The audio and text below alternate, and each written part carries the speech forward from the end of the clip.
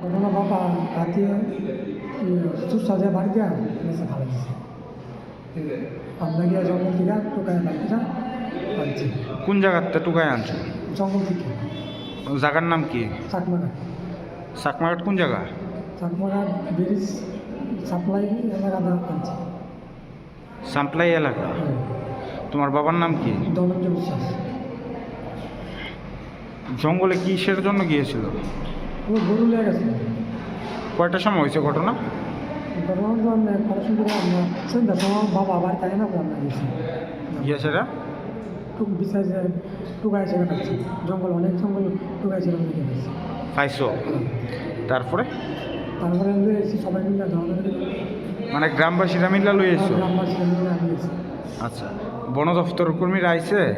না ও নয়ছে পুলিশ কর্মী আয়া দেখে গেছে? পুলিশ করে কোন হসপিটালে লই আইছো? তেলে মনে হসপিটাল তানের অবস্থা কিরকম?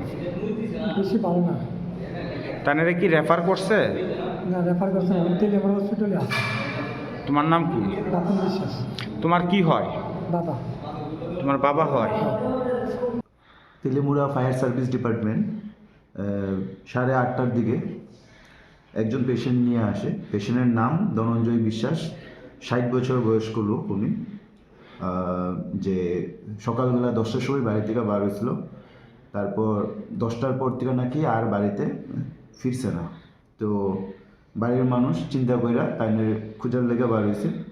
তারপর তাইনেরে নাকি লুঙ্গা জাতীয় কোনো একটা জায়গার মধ্যে পাইছে তাইনেরে।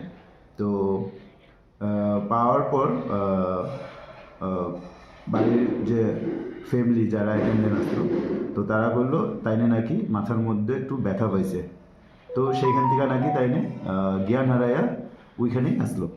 তো এরপরে সন্ধ্যার দিকে বাড়ির মানুষ তাইনেরে ওই জায়গা থেকে উদ্ধার করতে পাইছে তাইনেরে। তো পাওয়ার সঙ্গে সঙ্গেই এখানে নিয়ে আসে। আসার সঙ্গে সঙ্গে আমি ধনঞ্জয় বিশ্বাস রুগীরা আমি দেখলাম।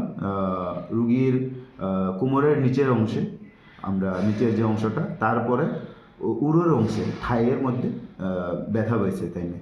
তারপর বুকের মধ্যেও কিছুটা ব্যথা পাইছে তাইনে। তো আর সকাল থেকে যেহেতু কোনো কিছু খাইনি উনি, তো কিছুটা শারীরিক কন্ডিশন কিছুটা দুর্বলতা আছে। বাকি উনি ঠিকঠাক এখন। আর আমরা আমরা অ্যাডমিট করছি হসপিটালে। আর হসপিটালের আয়ুষ্মান যোজনা থেকে আমরা সব কিছু দিছি। সেই রকম তো শরীরের মধ্যে আমি হাতির কোনো ক্ষত পাইছি না আমি। কিন্তু তাই নিয়ে পেশেন্ট আমরা যা বললো যে বুকে পিঠে অনেক জায়গাতেই তাই নিয়ে ব্যথা পাইছে।